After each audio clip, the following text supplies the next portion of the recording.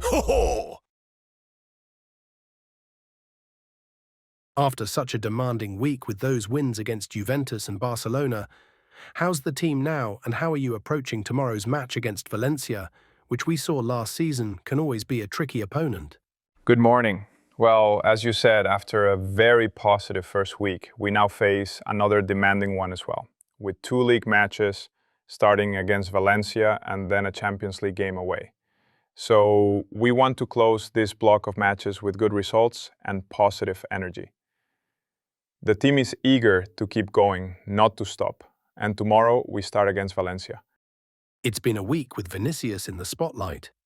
I wanted to ask if the player personally apologized to you for his attitude when he was substituted in El Clásico. On Wednesday, after 2 days off, we had a meeting with everyone, with the players, the whole squad, and Vinny behaved very well, impeccable in fact.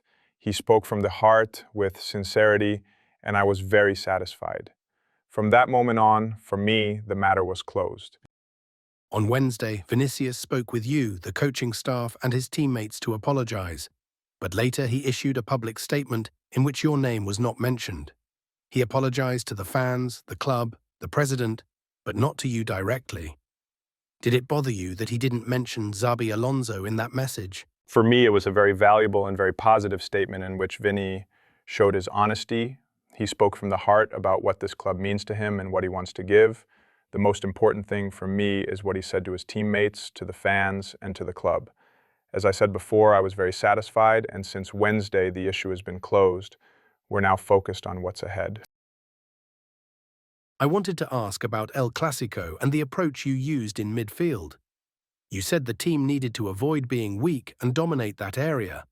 That setup with 4 players more or less in midfield, was that a response to that particular match, or after analysing it, do you see it as a possible long-term solution or strength for the team going forward? We knew it was a strength we had and that we could use it not only for one specific match. I think it's an approach that will give us competitiveness and solidity. On other days, we might need a different setup, but considering the individual qualities of our players, the opponent we were facing, and the kind of challenges coming up in the near future, it made sense. It worked well, not only tactically, but also emotionally. For me, the mental preparation was excellent. The team had a very positive emotional state, and that's the foundation for tactical plans to work. El Clásico is already behind us, but it gave us some lessons for the future, and we must take those with us. You've said the matter is closed, but I'd like to know if you were surprised that your name didn't appear in that statement when he mentioned the club, the president, and the players. As I said, it was a very positive and valuable statement. I was satisfied, and since Wednesday it's been closed. We're now focused on what's next. Yesterday we trained well, I see Vinny doing fine, all his teammates are motivated for what's ahead, and the attitude is good. We're all in the same boat, rowing in the same direction.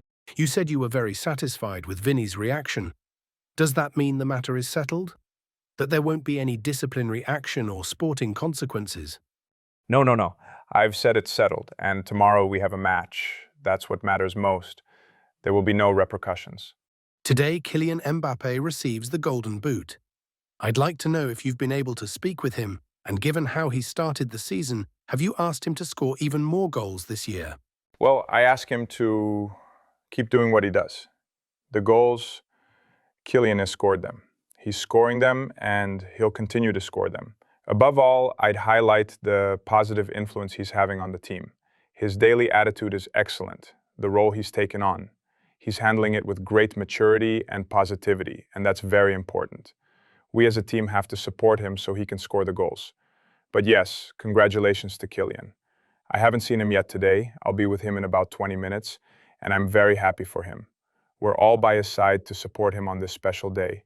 After a lot of hard work, it's well deserved. We'll support him and push him to keep going like this.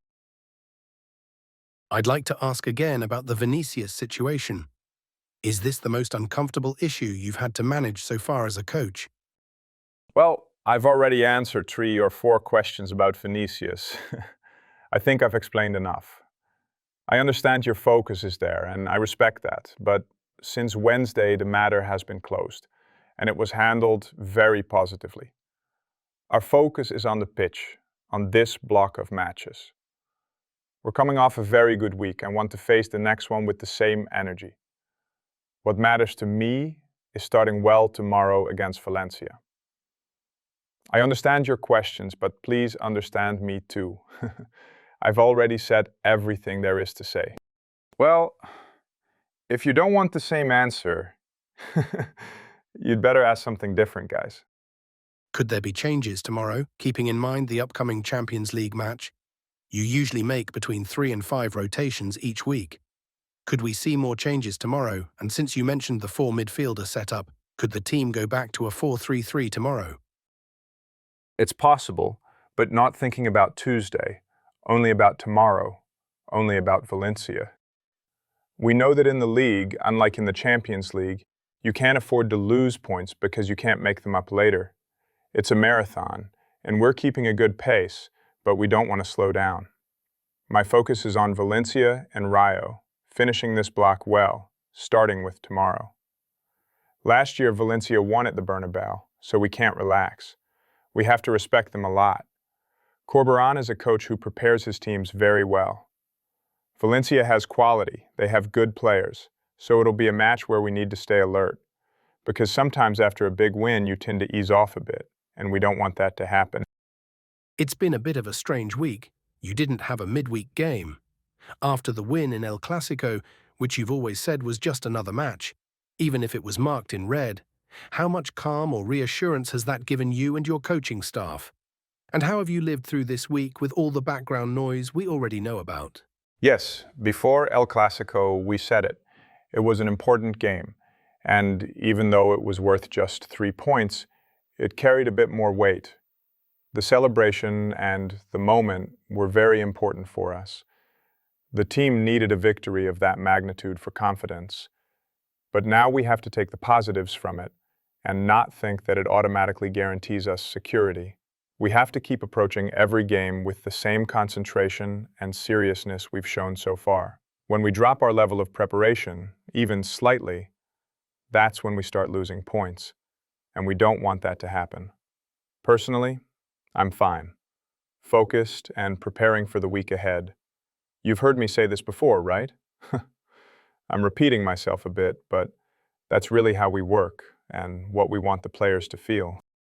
Have you rewatched El Clásico? What did you like the most and the least about the game? Yes, of course I've watched it again, mainly to analyze whether our plan and what we had worked on actually came through.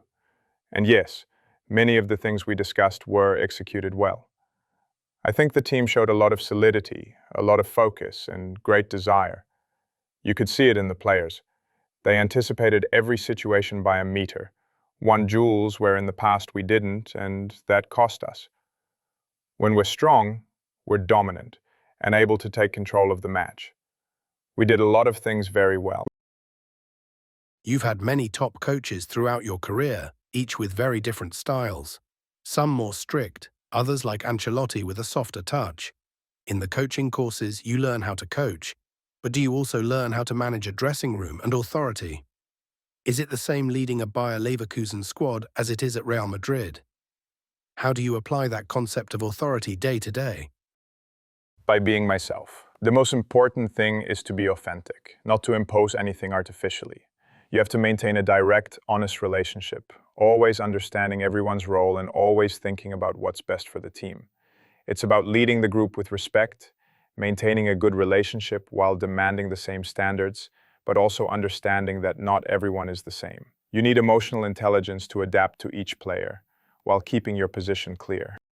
I'll go back to the Vinicius topic. Do you think his contract renewal might be distracting him a bit? And would you like that to be sorted out as soon as possible? No, I see him very focused, very eager. He played a great game the other day, also against Juventus and against Getafe, and we expect the same from him tomorrow.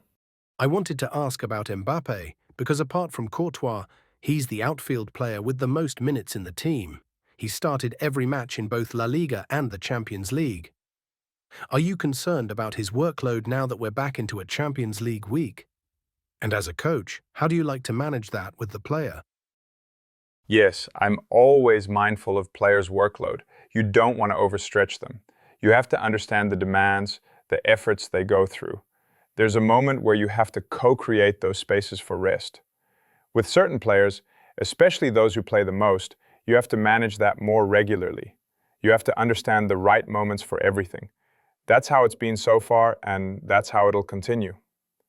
With Kylian, up to now it's worked well, but we'll see how it develops in the future.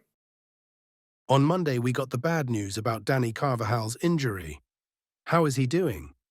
When would you like to have him back? And is Fede now ahead of Trent for the right-back spot until he adapts?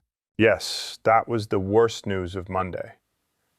After the game, Carva played, I think, around 20 or 25 minutes. He did really well after coming back from his calf injury. He competed and gave us what Carva always gives. Then Monday morning, it was a surprise. I got a call from the doctor saying he had some discomfort. They needed to run some tests and that there was a small injury. We'll definitely miss him because he's very important day to day, and we thought we'd have him back. I don't know exactly how long it'll take, maybe 6 to 8 weeks, but I'm not a doctor, so I don't want to get ahead of myself. We'll wait for him for when the season reaches its key stages. I'm not going to ask about Vinicius, but about Endrick. How do you manage a 19-year-old in his second season at Madrid who still hasn't had any minutes? People talk about him possibly looking for a loan move in January. How do you handle that situation? Yes, it's clear. I'd like him to have already played some minutes, but the situations in our matches have been very tight since Endrick came back from injury. I hope he can get those minutes soon. He's training well, he's ready. It's just about the right moment coming up. Do you worry that what happened with Vinicius could happen again? Or do you believe that after the conversation you had, it won't be repeated? No, I think the team and everyone are fully focused. Vini's focused on what's ahead. We're competitive, we all want the best, and everyone wants to be on the pitch. That's a good thing. Right now, the team's focus and direction are aligned. We've got big challenges ahead and we want to face them one at a time, but in a steady and confident way.